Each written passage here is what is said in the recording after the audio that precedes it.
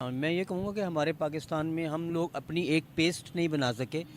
हम हकीकत बता रहा हूँ मैं कि मैं डेंटल के पास गया तो उससे मैंने कहा पाकिस्तानी पेस्ट लिखें। वो कहते जी हम 75 सालों में एक पेस्ट नहीं बना सके, लेकिन हमने जब नवाज शरीफ ये कहेगा कि भगवान में और खुदा में कोई फ़र्क ही नहीं है, तो वो फिर ऐसे लोगों से हम क्या उम्मीद रख सकते हैं कि वो पाकिस्तान के लिए क्या सोचेंगे और वो इंडिया के लिए क्या सोचेंगे। देखिए, अगर मैं कहती हूँ कि इंडिया के साथ ताल्लुकात अच्छे होने चाहिए, इसमें कोई बुरी बात तो नहीं है। हमसायों के उसी पे बस कंटिन्यू करते रहो, उससे एक्स्ट्रा अगर आप गवर्नमेंट स्कूल्स में जाएं, टीचर जो चीज़ A to Z नहीं लिखी ना, टीचर उसको क्रॉस कर देती हैं कि आपने ये A to Z नहीं लिखा। कि अगर 26 मिलियन आपके बच्चे जो हैं वो टाट के स्कूल में भी नहीं जा रहे और उससे बेहतर है कि अगर प्राइवेट में the parents they can afford, अगर वो दे देते हैं फ़ी और दे आर गेटिंग एजुकेशन, तो आई थिंक सो तो प्राइवेट को आप अगर हम प्राइवेट हर 30 रुपए ओके हमें 21 हाँ जूता दिया है, जिस पे 532 रुपए टैक्स है। मेरे पास रसीद मौजूद है, अभी जेब में है। ये जूते पे 500 टैक्स लगा है। अब्दुल कदीर खान ने अगर वो एटम बम बना दिया था ना, उसको खुड्डे लाइन लगाया हुआ है बेचारे को। ठीक है, तो ये हमारा सिस्टम है जो जय हिंद दोस्तों, मेरा नाम है मनीष कुमार और आप देख रहे हैं डेली ट्रेंड मीडिया। सो दोस्तों, हमारे भारत की सोलर सिस्टम 120 कंट्री में मांगी जा रही है, क्योंकि वो चाहते हैं कि 120 कंट्री में भी हमारे भारत के जैसे सोलर सिस्टम लगे, और ये पाकिस्तान में भी ऐसा हो रहा है। क्या वहाँ पे ये काम हो पाएगा या नहीं हो पाएगा, और वहाँ के क्या टैक्स है इतना ज़्यादा लिया जा रहा है। टैक्स किसी भी सामान पर, आटे पे, जूते पे, सब चीज़ पर ज़्यादा से ज़्यादा टैक्स लिया जा रहा है। तो चलिए दोस्तों, आप सभी को इन पाकिस्तानियों का बयान सुनाते हैं। तब तक लिए आप वीडियो को लाइक कर दीजिएगा और चैनल को सब्सक्राइब कर दीजिएगा और अपने दोस्तों के पास ज़्यादा से ज़्यादा शेयर करिए और अंत तक देखिएगा, आपको बहुत ही मज़ा आने वाला है।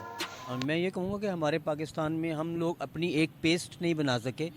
हम हकीकत बता रहा हूँ मैं कि मैं डेंटल के पास गया तो उससे मैंने कहा पाकिस्तानी पेस्ट लिखें। वो कहते जी हम 75 सालों में एक पेस्ट नहीं बना सके, लेकिन हमने 75 सालों में पाकिस्तान का बेड़ा गर्क कर दिया। हमारे सियासतदान पाकिस्तान को लूट कर खा गए सारे। हम लोग इतने पीछे हैं बाकी ममालिक से। हमारा मुल्क इतना, मुल्क में हर चीज़ मौजूद है, लेकिन यहाँ सारी चीज़ें आते हैं 5 साल के अंदर अंदर सारा बैंक बैलेंस लिया, सारा बनाया बाहर, और आवाम पिस के रह चुकी हुई है। हम लोग इतने फेडअप हो चुके हैं ना अपने मुल्क से, अपने मुल्क के सियासतदानों से। क्यों बने हुए हैं हम? मैं सियासतदान नहीं हूँ, ठीक है, लेकिन IM के गुलाम। अगर 2 बंदे पाकिस्तान के अंदर, सिर्फ 2 बंदे पाकिस्तान के अंदर जो है ना, अपना पैसा दे देना, एक जरदारी साहब और एक नवाज शरीफ साहब, इनके पास इतना पैसा है, इतना, इन्हें साहब कहना भी गुनाह है। इतना पैसा है इन लोगों के पास, इतना पैसा है इन लोगों के पास, ये पाकिस्तान का सारा कर्ज 2 बंदे उतार सकते हैं। अब और हम IMF से आज़ाद हो सकते हैं। हमारे मुल्क में हर चीज़ की रवानी हो जाएगी। मुझे ये बताया 76 साल आप टेक्नोलॉजी में, स्पोर्ट्स में, वही मैं फिर कहूंगी सोलर टेक्नोलॉजी में हम कहाँ हैं इस वक्त? तो घर घर की जरूरत है सोलर टेक्नोलॉजी, घर घर की ज़रूरत है, लेकिन हमारे वसाइल इतने नहीं है कि हम सोलर एनर्जी को अफोर्ड कर सकें। जहाँ हाल रोड भरा हुआ है, लेकिन हम अफोर्ड ही नहीं कर सकते। इसके लिए गवर्नमेंट को रिलीफ देना चाहिए। गवर्नमेंट को हमारे टैक्सों से हमारे छतों पर पहुँचना चाहिए। ये हमारी छतों पर कम से कम कोई इंस्टॉलमेंट हमसे ले करना। नवाज शरीफ ये कहेगा कि भगवान में और खुदा में कोई फ़र्क ही नहीं है, तो वो फिर ऐसे लोगों से हम क्या उम्मीद रख सकते हैं कि वो पाकिस्तान के लिए क्या सोचेंगे और वो इंडिया के लिए क्या सोचेंगे। देखिए, अगर मैं कहती हूँ कि इंडिया के साथ ताल्लुकात अच्छे होने चाहिए, इसमें कोई बुरी बात तो नहीं है। हमसायों के साथ होने चाहिए, लेकिन अपनी जो इज्जत है ना, उसको अपने उस काबू में रखना चाहिए, ना कि दूसरों के पैरों के नीचे रोंदा जाए। में ना बहुत फ़र्क है। एक तो हमारा एजुकेशन सिस्टम जो है वो बहुत ख़राब है।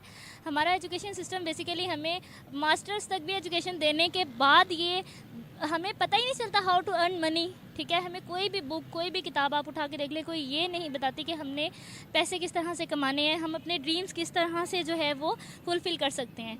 ठीक है, एक तालीमी निज़ाम जस्ट ये डिग्रियां देने के लिए, अब फॉर एग्जांपल अगर कोई डॉक्टर बन रहा है तो उसको पर सेमेस्टर 70 के राउंड अबाउट 1 लाख वो फ़ीस दे रहा है। अभी मेरी सिस्टर की ही फ्रेंड है, उसने नर्सिंग की 4 ईयर्स का, और 70 के, और उसकी हर सेमेस्टर में फ़ीस होती रही, और अभी लास्ट पे आके उसको 1 लाख उसकी सेमेस्टर की फ़ीस देना पड़ी है।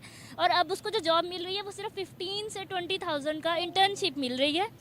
और इस तरह का हमारा तालीमी निज़ाम है कि ये सिर्फ जो है ना वो डिग्रियां गत्ते दे रहे हैं, पकड़ाते हैं। कागज़ पकड़ा रहे हैं, गत्ते पकड़ा रहे हैं और इन द फॉर्म ऑफ वो अपने जो पैसे हैं वो ले रहे हैं। तो तालीमी निज़ाम में कुछ वो है भी कि हमारा दुनिया तालीमी निज़ाम माने ये फारिग है बिल्कुल। हमारा तालीमी निज़ाम बिल्कुल फारिग है क्योंकि लोगों को गुलाम बना दिया हुआ है। बेसिकली जो हमारे सिलेबस हमें दिया जाता है वो लकीर का फ़कीर बना देते हैं।